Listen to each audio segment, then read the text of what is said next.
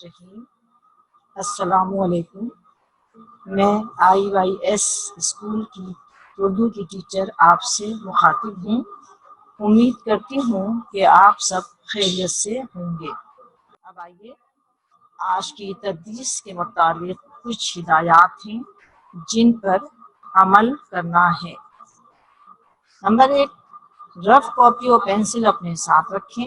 Number 2، دوران تدریس ذہن میں آنے والے سوالات لکھتے رہیں۔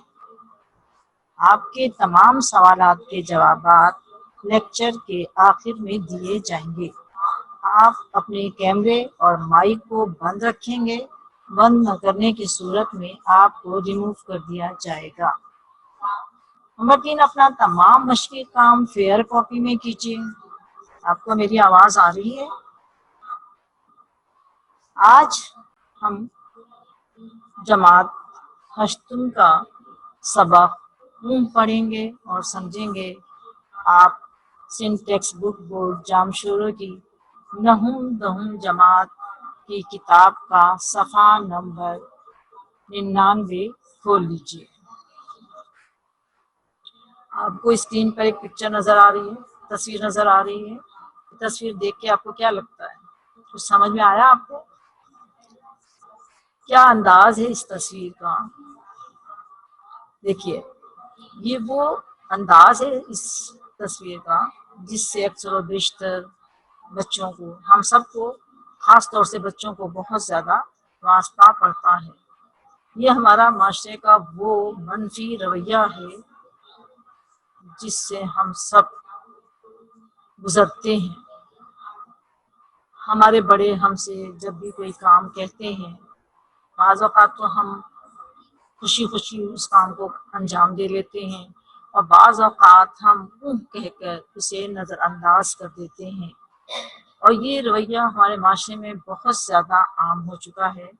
تو آپ کو پتہ ہے کہ آج ہم سبق کے حوالے سے معلومات حاصل کریں گے۔ اس سے پہلے کہ ہم سبق پڑھیں، آپ آ جائیے پیج نمبر صفحہ نمبر 98۔ مصنف کا تعارف ہم دیکھ لیتے ہیں۔ مرزا فرحت اللہ بیگ، یعنی سبق کے مصنف جو ہیں وہ مرزا فرحت اللہ بیگ ہیں۔ مرزا فرحت اللہ بیگ دہلی، ہندوستان میں پیدا ہوئے۔ اسکول اور کالج کی تعلیم وہیں حاصل کی۔ تعلیم سے فارغ ہو کر حیدرآباد دکن چلے گئے۔ یہ حیدرآباد دکن انڈیا میں ہے، ٹھیک ہے۔ وہاں پہلے محکمہ تعلیم میں ملازم رہے، پھر محکمہ انتظامیہ میں ملازمت اختیار کر لی، جہاں ترقی کرتے کرتے اسسٹنٹ ہوم سیکرٹری کے عہدے تک پہنچے۔ ان کے مضامین مولوی نذیر احمد کی کہانی، کچھ میری، کچھ ان کی زبانی اور دہلی کا ایک یادگار مشاعرہ بہت مشہور ہیں۔ دہلی کی بامحاورہ زبان اور سنجیدہ ظرافت کے علاوہ واقعہ نگاری کے لحاظ سے بھی ان مضامین کو اردو نثر کے شاہکاروں میں شمار کیا جاتا ہے۔ یعنی یہ جو اوپر بتایا گیا ہے کہ ان کے مضامین مولوی نذیر احمد کی کہانی، کچھ میری، کچھ ان کی زبانی اور دہلی کا ایک یادگار مشاعرہ، یہ کتابیں جو ہیں وہ دہلی کی بامحاورہ زبان، اس کے اندر دہلی کی بامحاورہ یعنی اس کے اندر بہت ہی محاورے استعمال کیے گئے ہیں، بہت اچھے انداز میں اس کو تحریر کیا گیا ہے، اور سنجیدہ ظرافت، باوقار مزاح کے علاوہ واقعہ نگاری کے لحاظ سے بھی ان کتابوں کو اردو نثر کے عظیم تحریروں میں ان کا شمار کیا جاتا ہے۔ مرزا فرحت اللہ بیگ کے مضامین کے مجموعے مضامین فرحت کے نام سے شائع ہو چکے ہیں۔ اب آ جائیے آپ، ہم سبق کی طرف چلتے ہیں۔ اس سے پہلے کہ میں سبق کی بلند خوانی کروں، میں آپ کو بتانا چاہتی ہوں کہ یہ اگر آپ انڈیکس کو دیکھیں گے، اس کی فہرست جو ہے اس پر آپ نظر ڈالیں گے تو یہ جو سبق ہے یہ طنز و مزاح ہے۔ طنز و مزاح، طنز کے معنی ہیں کسی کو طعنہ دینا، کسی پر تنقید کرنا یا کسی کا مذاق اڑانا ہے، جبکہ مسکراہٹ کے معنی، مزاح کے معنی مسکراہٹ یا ہنسی کے ہیں۔ طنز و مزاح بظاہر دو الگ الگ اور مختلف الفاظ ہیں، لیکن انہیں اکثر ساتھ ساتھ استعمال کیا جاتا ہے۔ طنز و مزاح کے ذریعے مزاح نگار معاشرے کی اصلاح کا کام لیتا ہے۔ آئیے اب ہم سبق کی طرف چلتے ہیں۔ سبق پڑھوں گی، دیکھیے گا آپ کہ اس میں کہیں کہیں مصنف نے طنز سے کام لیا ہے، کہیں کہیں مزاح سے کام لیا ہے۔ اور دیکھیے، طالب علموں کو دیکھو تو ان کا زور سب سے زیادہ انہی میں پاؤ گے۔ سال بھر کھیت کود میں گزار دیا، امتحان کا خیال آیا تو کر دی، یعنی کل سے پڑھیں گے۔ آخر یہ یہاں تک کھینچی کہ امتحان آ گیا، فیل ہوئے، اس فیل ہونے پر بھی کر دی۔ یہ بہت بامانی ہوتی ہے۔ اس کے ایک معنی تو یہ ہیں کہ باپ زندہ ہے، کھانے پینے اور اڑانے کو مفت ملتا ہے۔ اگر وہ مر بھی گئے تو جائیداد موجود ہے، قرضہ دینے کو ساہوکار تیار ہے، پھر پڑھ لکھ کر اپنا وقت کیوں ضائع کریں۔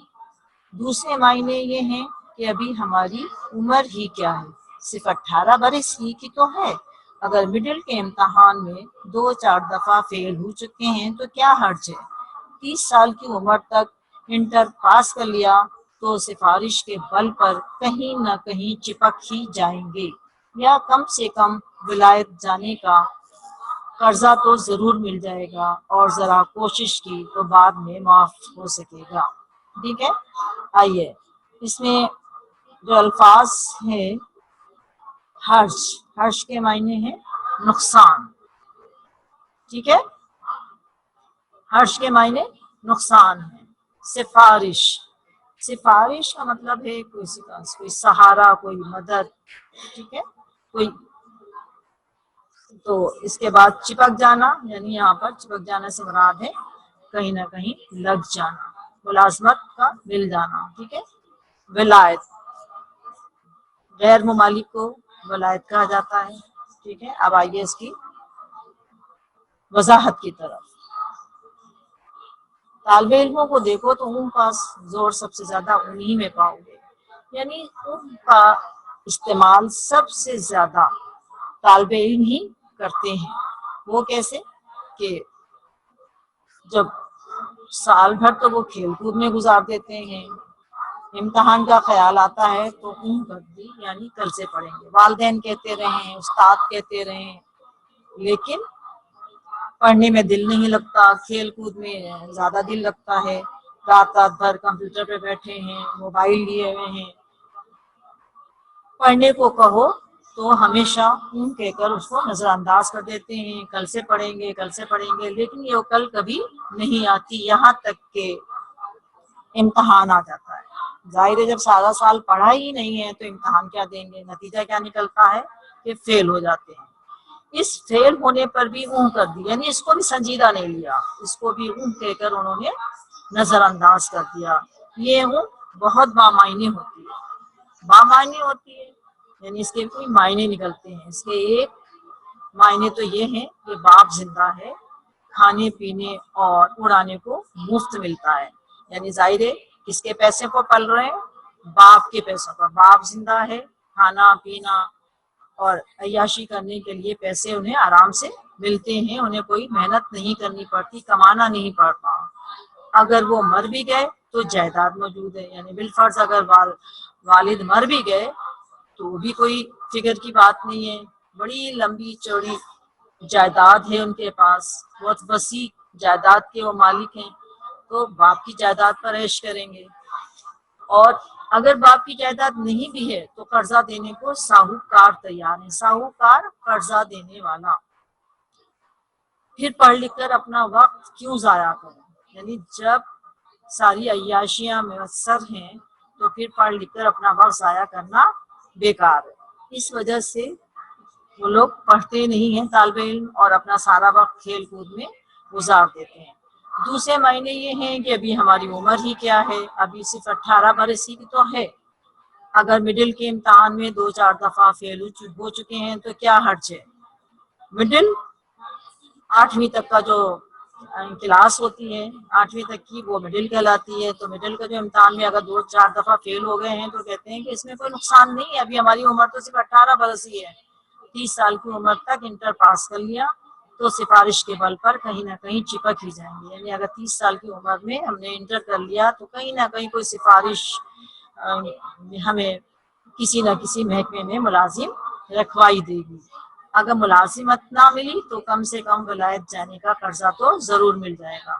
کہ اگر ملازمت نہ ملی تو کم از کم لوگ جو ہیں ہمیں ولایت جانے کا، کسی غیر ملک میں جانے کا کے لیے قرضہ ضرورت دے دیں گے، اور ذرا کوشش کی تو بعد میں معاف بھی ہو سکے گا. یعنی یہ سارے بڑے لوگوں کے کھیل ہیں. ان کے پاس جائیداد بھی بہت ہوتی ہے تو ان کے جو اولادیں ہیں وہ پڑھائی کی طرف کم توجہ دیتی ہیں. انہیں معلوم ہوتا ہے کہ باپ کے پاس جائیداد بہت ہے، اگر باپ نہ بھی رہا تب بھی جائیداد سے گزر بسر بآسانی ہو جائے گی، اس لیے پڑھائی میں دل لگانے کا کوئی فائدہ نہیں ہے. اور 30 سال کی عمر تک عموماً بچے 18 سال کی عمر میں انٹر پاس کر لیتے ہیں. اب وہ کہتے ہیں کہ دیکھیں یہ طنز کے طور پر وہ کہہ رہے ہیں 30 سال کی عمر تک بھی انٹر پاس کر لیا تو کہیں نہ کہیں سفارش کے بل پر نوکری مل ہی جائے گی. اگر نوکری نہ ملی تو باہر چلے جائیں گے. اور بڑے لوگوں کے پاس جو ہے وہ وسیلے ہوتے ہیں، وہ کوشش کر کے ان کو معاف بھی کروا لیتے ہیں قرضوں کو. اب آئیے اگلے پیراگراف پر. اس فیل ہونے پر ادھر انہوں نے اون کی، ادھر ماں باپ نے اون کر دی.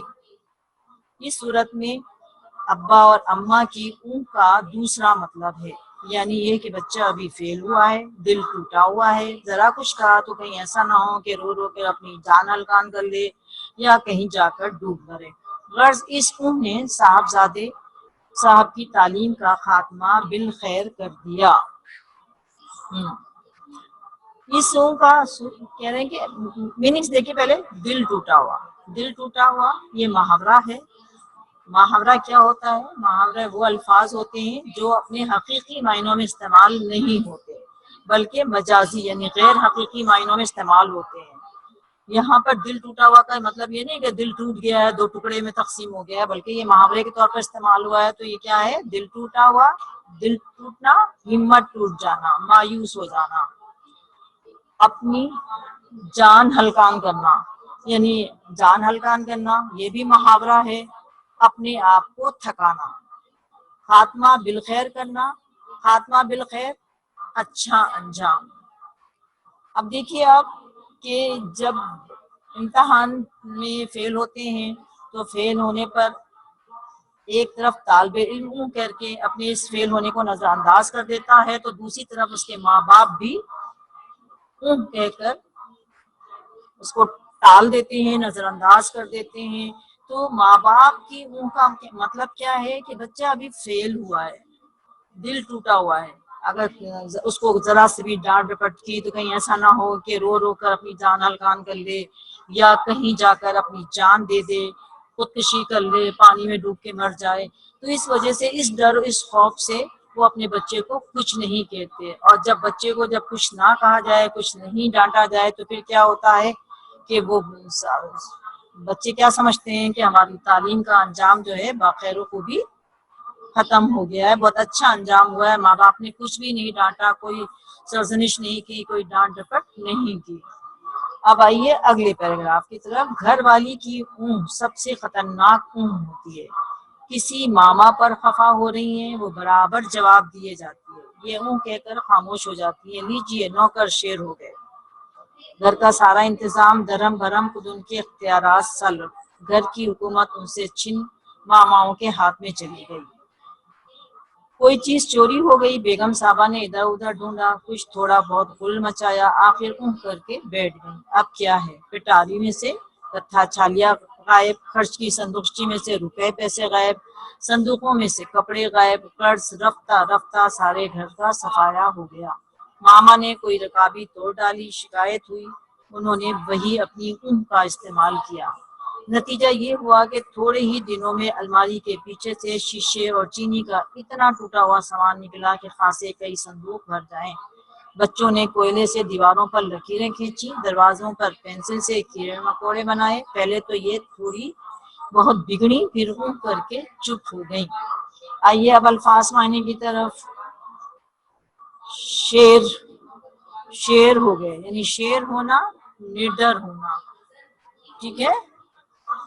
گھر کا سارا نظام دھرم برم ہونا، الٹ پلٹ ہو جانا. سلب ہونا، چھین جانا.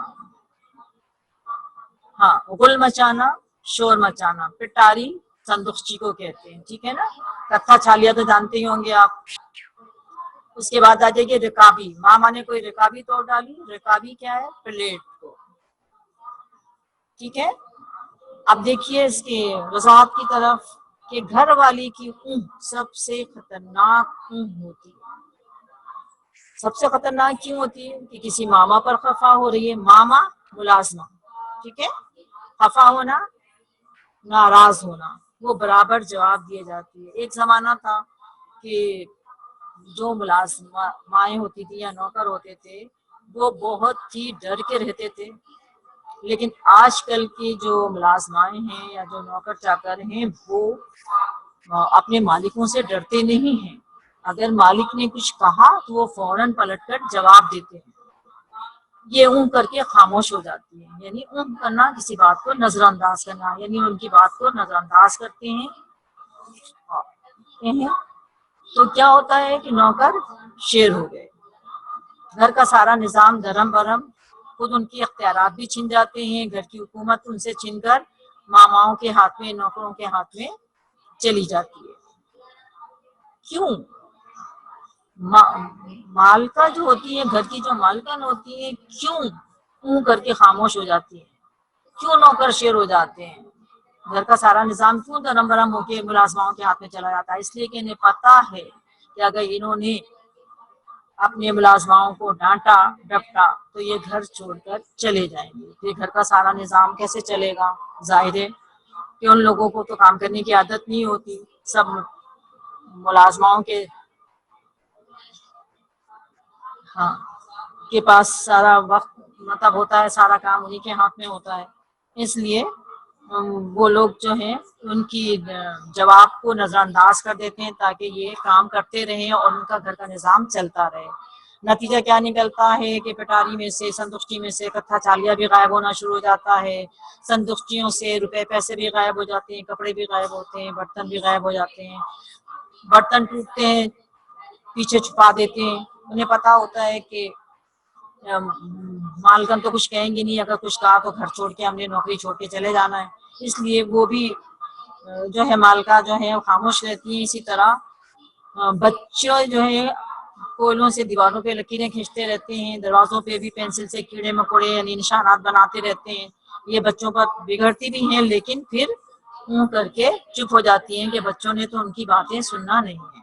اب آ جائیے کہ اب رہے میاں، تو ان کی اون سب سے زیادہ تیز ہے. بیوی کسی بات پر بگڑی، میاں اون کہہ کر باہر چلے گئے.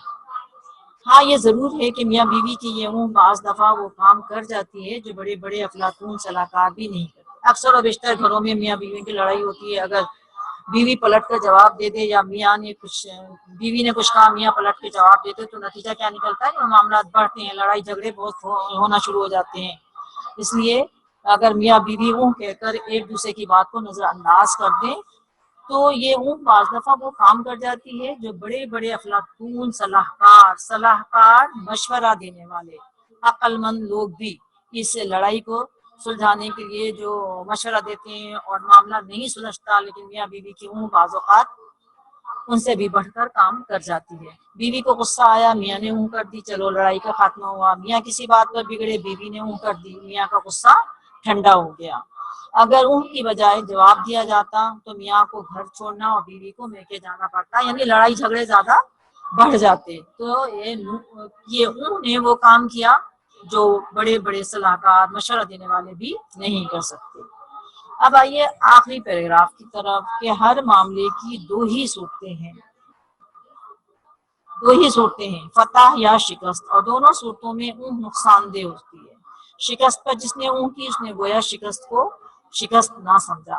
یعنی آخر میں مصنف کہتا ہے کہ ہر معاملے کی دو ہی صورتیں ہوتی ہیں، یا تو انسان کوئی بھی کام کرتا ہے، کوئی بھی مسئلہ ہوتا ہے، کوئی بھی معاملہ ہوتا ہے، یا تو اسے فتح کا سامنا کرنا پڑتا ہے یا شکست کا سامنا کرنا پڑتا ہے. اور دونوں ہی صورتوں میں اون جو ہے وہ نقصان دہ ہوتی ہے. کس طرح نقصان دہ ہوتی ہے؟ وہ دیکھیے شکست پر جس نے اون کی اس نے گویا شکست کو شکست نہیں سمجھا، اس نے اپنی شکست کو شکست نہیں سمجھا، اس نے اپنی کمزوریوں کو اپنی خامیوں کو تلاش کرنے کی ضرورت نہیں سمجھی اور اون کہہ کر اس نے اپنی شکست کو ٹال دیا۔ اس کے بعد پھر جس نے فتح پر اون کی اس نے گویا اپنی ہمت کی قدر نہیں کی، وہ آج نہیں تو نہیں ڈوبا تو کل ڈوبے گا۔ یعنی وہ لوگ جو اپنی فتح کو بھی اون کہہ کر نظر انداز کر دیتے ہیں، اس کا مقصد ہے وہ اپنی ہمت کی قدر نہیں کرتے، انہیں یہ احساس نہیں ہوتا کہ یہ جو فتح انہوں نے حاصل کی ہے تو اس کو انہیں اس فتح کو آگے بھی برقرار رکھنا ہے، اس میں غرور و تکبر نہیں کرنا ہے۔ اگر وہ اون کہہ کے اس فتح کو نظر انداز کر دیتے ہیں تو پھر وہ ہمیشہ نقصان اٹھاتے ہیں۔ اگر آج انہوں نے نقصان نہیں اٹھایا تو کل یقیناً وہ نقصان اٹھائیں گے، تباہ و برباد ہو جائیں گے۔ دنیا میں وہی لوگ کچھ کر سکتے ہیں جو فتح کو فتح اور شکست کو شکست سمجھیں، یعنی دنیا میں وہی لوگ کوئی کام سر انجام دے سکتے ہیں جو فتح کو فتح سمجھتے ہیں اور شکست کو شکست سمجھتے ہیں، دونوں کو اہمیت دیتے ہیں، اون کر کے ان کو نظر انداز نہیں کرتے۔ اب رہے اون والے جو لاپرواہی سے شکست اور فتح کو برابر سمجھتے ہیں، ان کا بس خدا ہی مالک ہے، دنیا سے اگر مٹ نہ جائیں تو کم سے کم جوتیاں ہمیشہ ضرور کھائیں گے، یعنی اگر دنیا سے وہ مٹیں گے نہیں تو نقصان کبھی نہ کبھی ضرور اٹھائیں گے۔ اس لیے ہمیشہ فتح کو فتح کی طرح لینا چاہیے اور شکست کو شکست کی طرح لینا چاہیے تاکہ انسان نقصان اٹھانے سے بچ جائے۔ یہ سبق آپ دیکھ لیں کہ مجموعہ مرزا فرات اللہ بیگ کے جلد سوئم جو ہے یعنی مضامین فرد کے جلد سوئم سے یہ ماخوذ ہے، ٹھیک ہے۔ اب آ جائیے الفاظ معنی کی طرف۔ پٹاری بید یا بانس کی بنی ہوئی صندوقچی، جان ہلکان کرنا، اپنے آپ کو تھکانا۔ ہرج کے معنی ہے نقصان، خاتمہ بالخیر، اچھا انجام۔ سلب ہونا، چھن جانا، سنجیدہ ظرافت، باوقار مزاح، صلاح کار، مشورہ دینے والا۔ ماماؤں، کام کرنے والی عورتیں۔ اس کا اسکرین شاٹ لے لیجیے آپ، ٹھیک ہے۔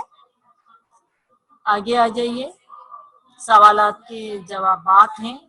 طالب علموں کے اون کرنے کی وجوہات تحریر کیجیے۔ پڑھا ہے آپ نے طالب علموں کے اون کرنے کی وجوہات کیا ہوتی ہیں؟ سارا سال کھیل کود میں لگے رہتے ہیں، امتحان میں جب فیل ہو جاتے ہیں تو انہیں پتا ہوتا ہے کہ باپ موجود ہے اور انہیں کمانے کھانے کی کوئی ضرورت نہیں ہے، باپ کے پیسوں کا عیش کریں گے۔ تو اس کو آپ پڑھ چکے ہیں، بہت اچھی طرح سے اس کا جواب دیجیے گا، بہت زیادہ ڈیٹیل میں جانے کی ضرورت نہیں ہے، ذرا مختصر کر کے ہی اس کی وجوہات لکھیے گا۔ سوال نمبر 2 پہ آئیے۔ اس سبق میں مصنف نے کہاں کہاں طنز اور کہاں کہاں مزاح سے کام لیا ہے؟ 3 مواقع، تین مواقع آپ کو لکھنے ہیں، طنز کے 3 لکھنے ہیں اور مزاح کے 3 لکھنے ہیں، ٹھیک ہے۔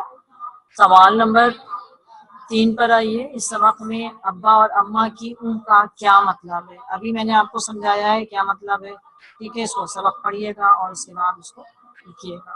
سوال نمبر 4 ہے میاں بیوی کی اون کیسے فائدہ مند ہے؟ یہ بھی آپ پڑھ چکے ہیں۔